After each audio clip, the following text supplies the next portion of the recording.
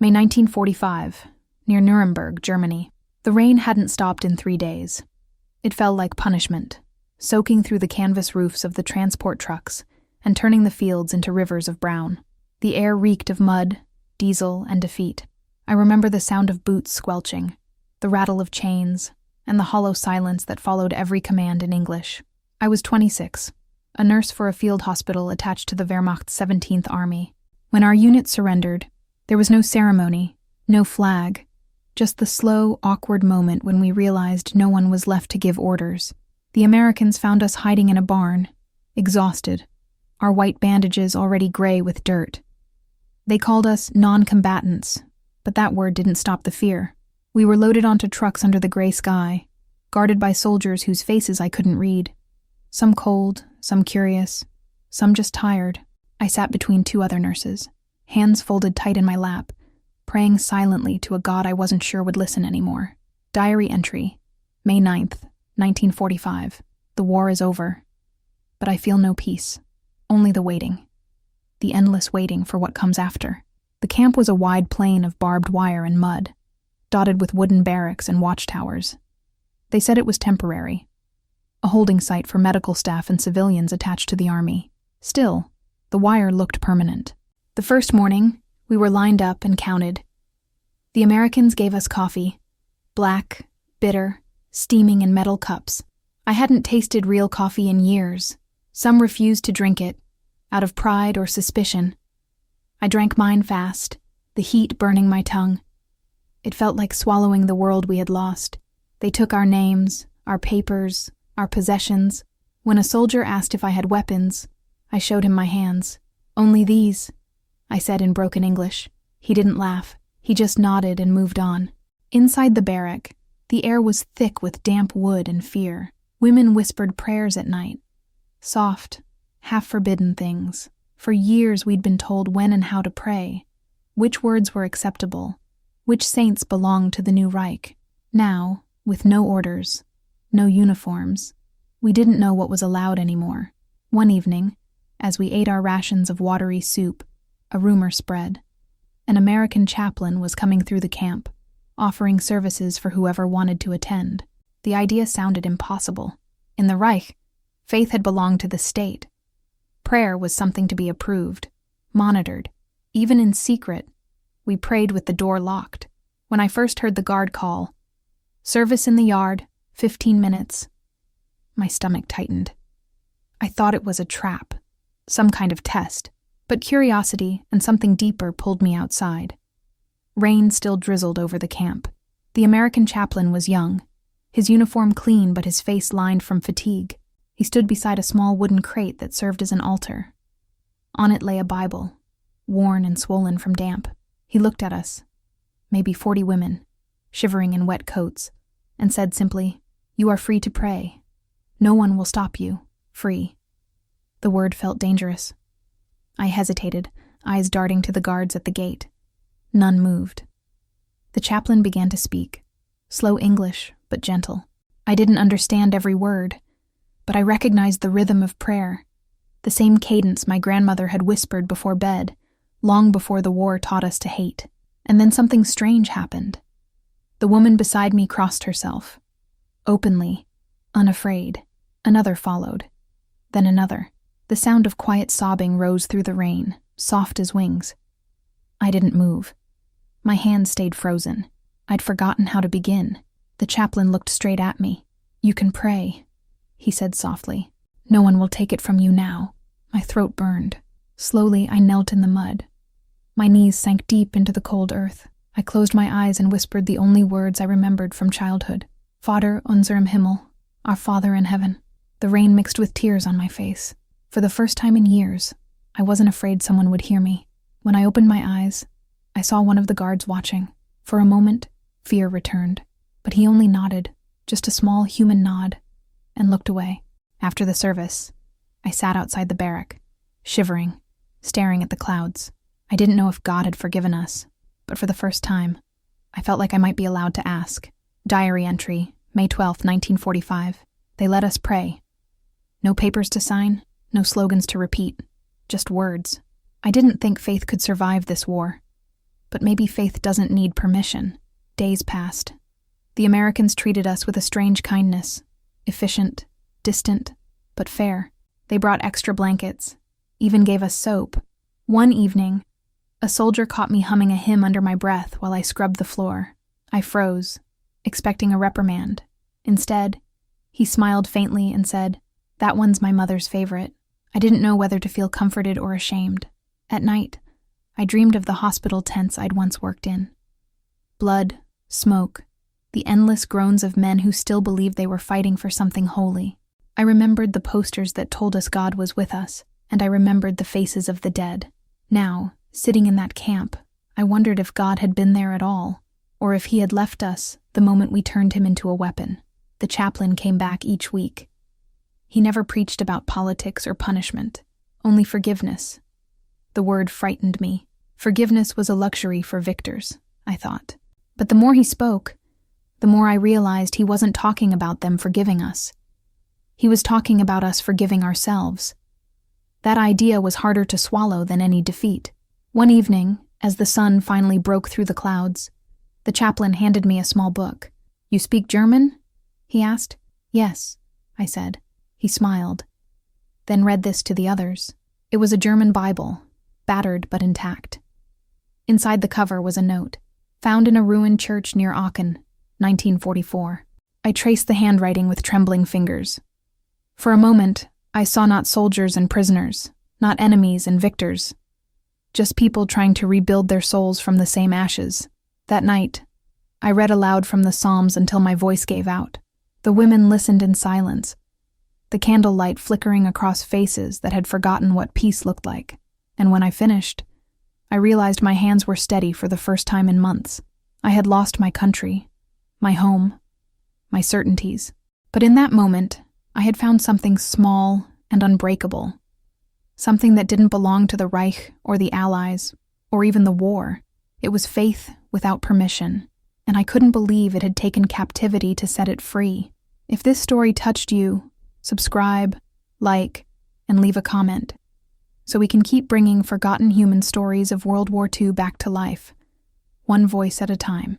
July 1945, American internment camp near Heidelberg. The heat came suddenly that year.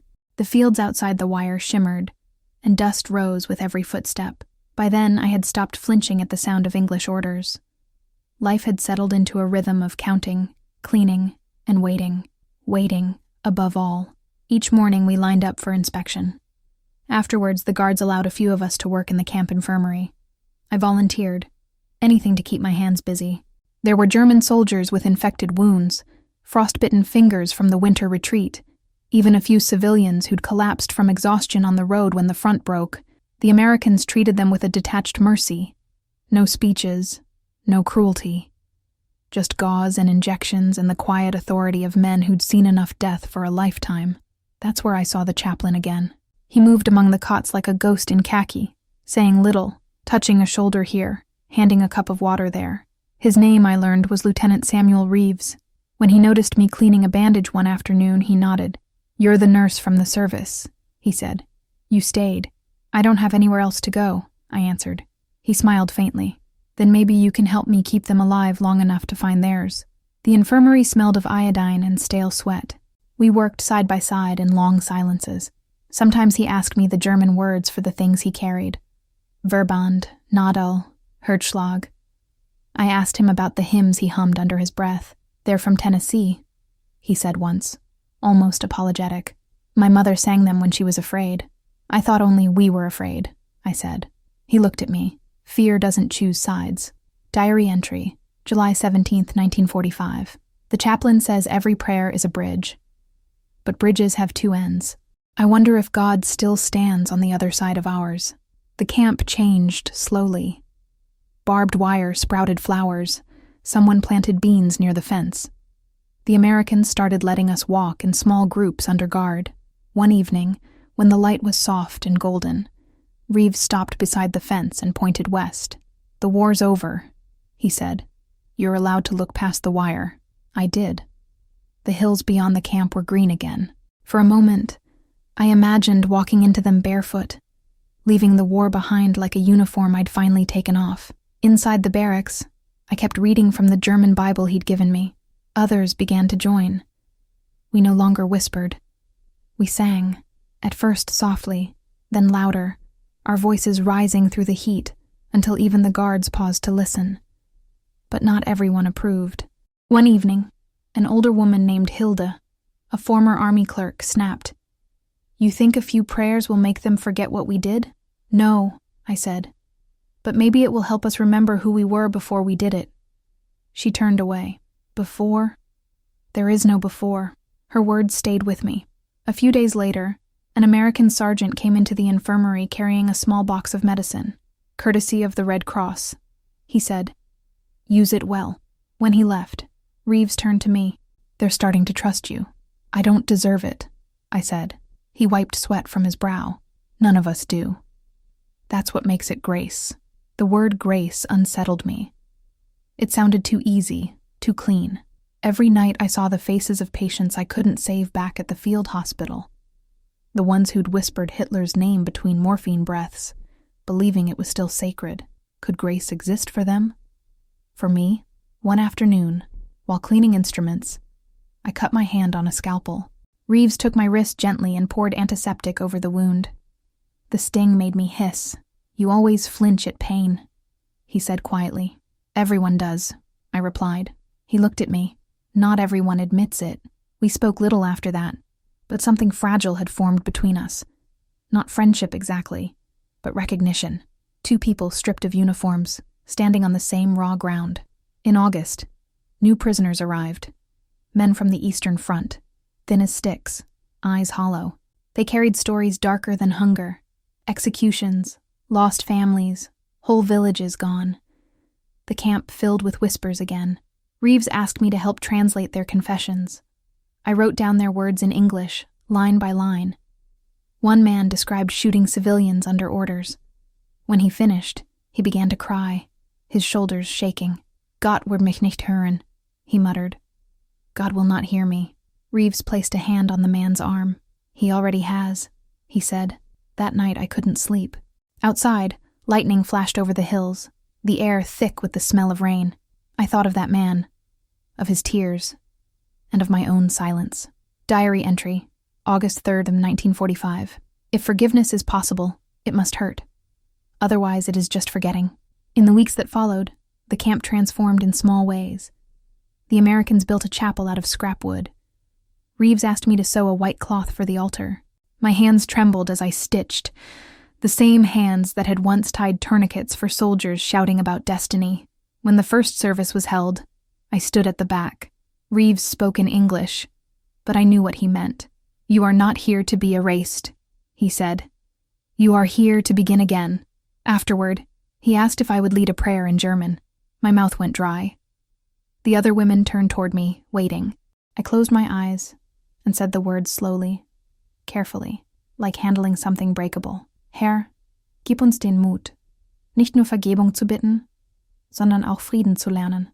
Lord, give us courage not only to ask for forgiveness, but to learn peace." When I opened my eyes, I saw tears on more than German faces. Even one of the guards had bowed his head. Later, Reeves found me outside, watching the sunset through the fence. "You did well," he said. I only repeated what I needed to hear. He nodded. That's all prayer ever is. For the first time, I smiled without guilt. But faith has a way of testing the faithful.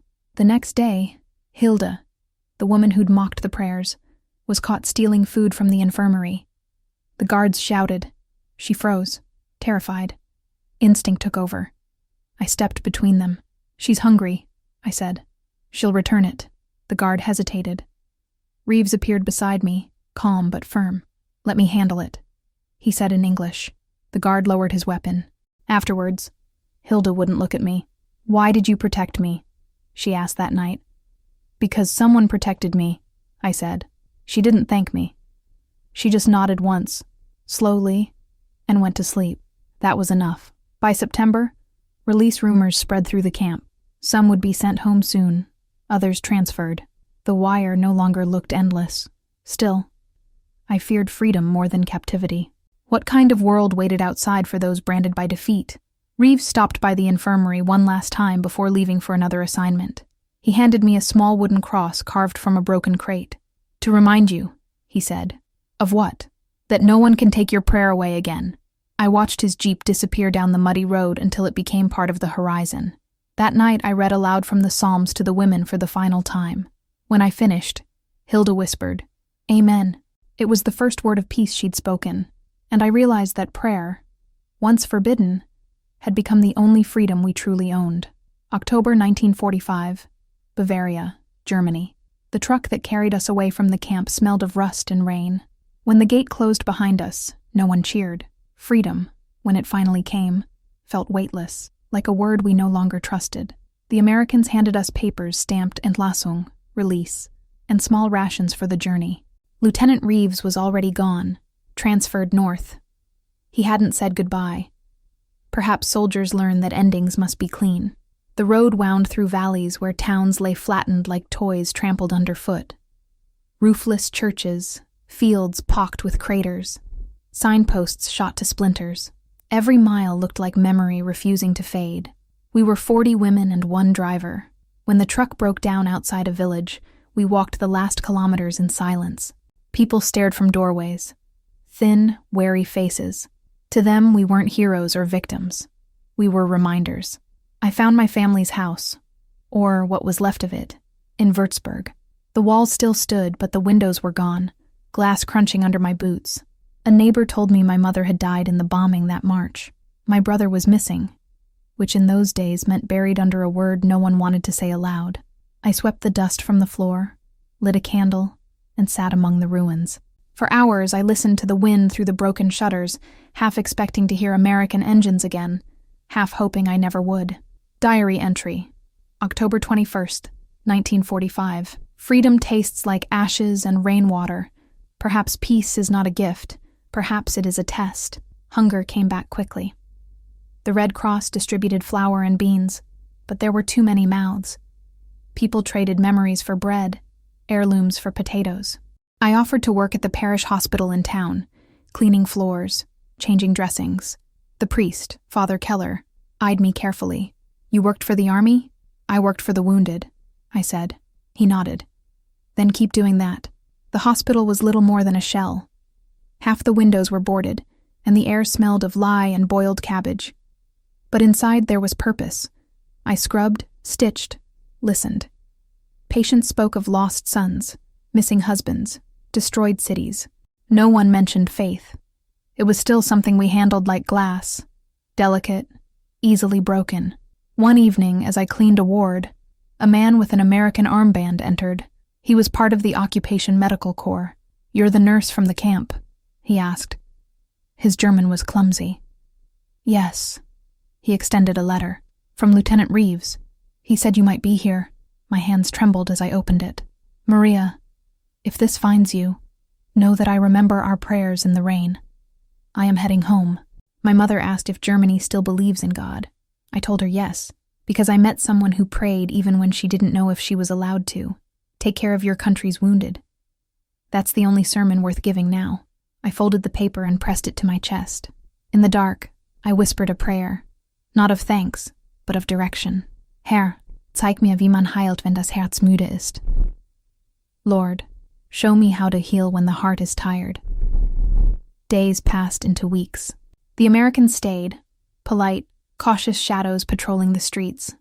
They posted signs, denazification hearings, curfew at 9. Some townsfolk spat when they saw the patrols. Others lined up for their aid trucks. Bitterness and dependence lived side by side like reluctant roommates. One Sunday, Father Keller asked if I would help reopen the church. "People need something to believe in again," he said. The roof still gaped open, but we cleaned the pews and swept the ash. When the first service began, I felt exposed beneath the empty sky. Then someone began to sing, an old hymn, fragile but alive. I closed my eyes and joined in. Outside, a few American soldiers stopped to listen. They didn't enter. They just stood by the door, hats in their hands, letting the German words drift out into the afternoon.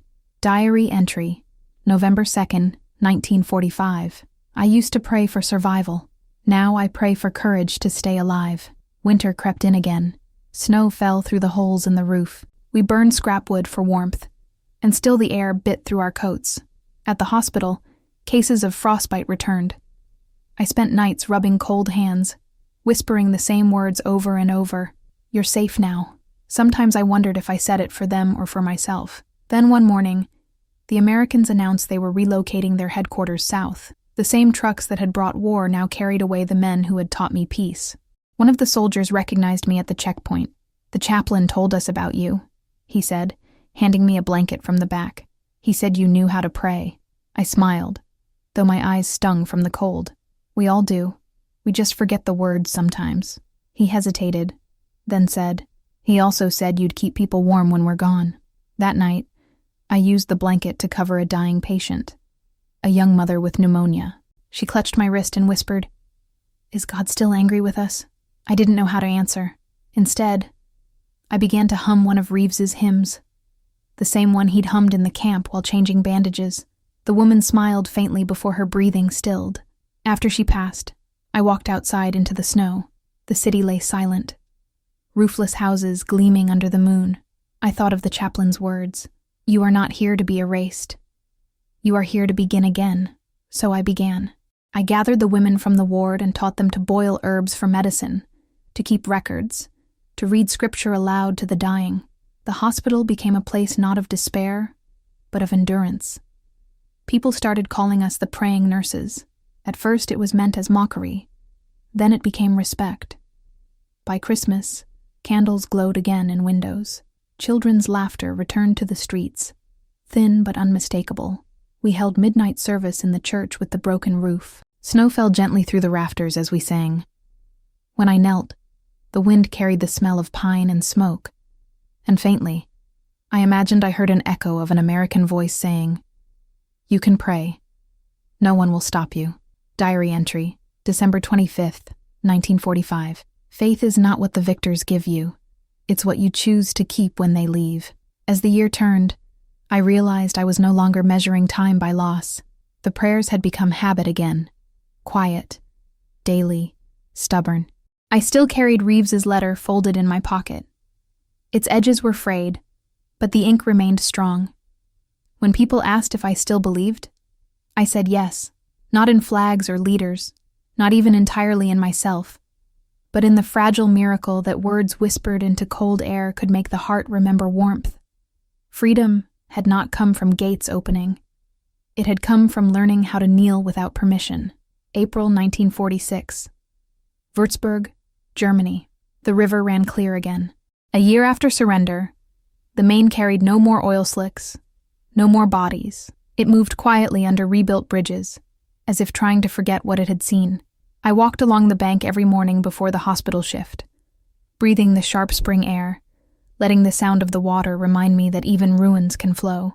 Our wards were still crowded, but now the patients were workers, bricklayers, carpenters, widows rebuilding homes. Hunger had eased, though not memory. The smell of bread returned to the streets, and sometimes it made people cry without warning. Father Keller's church finally had a new roof. When sunlight fell through the stained glass, it painted the floor with the same colors I'd seen on a day when everything seemed lost. The day the Americans had let us pray, I had learned to live with absence. My mother, my brother, my country as I knew it, they were gone. In their place were small, stubborn things. Soap, laughter, prayer whispered in kitchens. That was enough. Diary entry, April 10th, 1946. The dead still own my nights, but the living borrow my hands. One morning, the postman came to the hospital gate calling my name. A letter. From America. The paper was thin, the envelope smudged by long travel. Inside, a single page. "Maria, I'm home. Tennessee hills are green again, and I help my father mend fences instead of bones." I think about that day in the rain. You knelt first, the rest followed. I thought I was bringing God to the camp, but I learned he was already there, waiting for us to remember. Tell the others. Faith survives even the wire. Samuel Reeves. The signature was shaky, as if written after long work or long thought. I read the words 3 times before I could breathe. Then I folded the paper and slipped it into my pocket beside his first letter. That night, during Vespers, Father Keller asked if I would speak. I had never addressed a congregation before. My hands trembled, but I stood. The church smelled of candles and new plaster. I learned to pray, I said, in a place built for punishment. Not because someone told me to, but because someone said I could. I prayed with strangers, with enemies, with rain running into my eyes. And I learned something. Freedom is not a gate that opens. It is the moment you kneel and are not afraid. When I finished, no one applauded. They simply sat in silence, the way you do when you recognize a truth that already belonged to you. Weeks passed. The hospital slowly emptied. Children returned to school. I took in an orphan girl from the ward, a quiet child named Lena with hair like corn silk. At night, she would ask, "Will the soldiers ever come back?" "Not these ones," I said. "But others will. The world never runs out of uniforms. What matters is what people carry inside them." She nodded as if she understood. Maybe she did. Children born into war grow old quickly. By summer, the fields outside the city turned gold again. I helped the women's cooperative harvest potatoes, my hands dark with soil. We worked without fear of sirens. At noon, we sat under a tree and shared bread. Someone began to sing. The tune was American, a hymn Reeves had taught me. The words stumbled in German mouths, but the melody fit. After work, I walked to the cemetery on the hill. Graves without markers stretched in rows. I knelt at one, anonymous among hundreds, for everyone who forgot how to pray. I whispered. The wind moved through the grass like a response. Diary entry, July 5th, 1946. Every prayer I say in August, the Allied authorities announced new rebuilding funds. Trains ran on time again.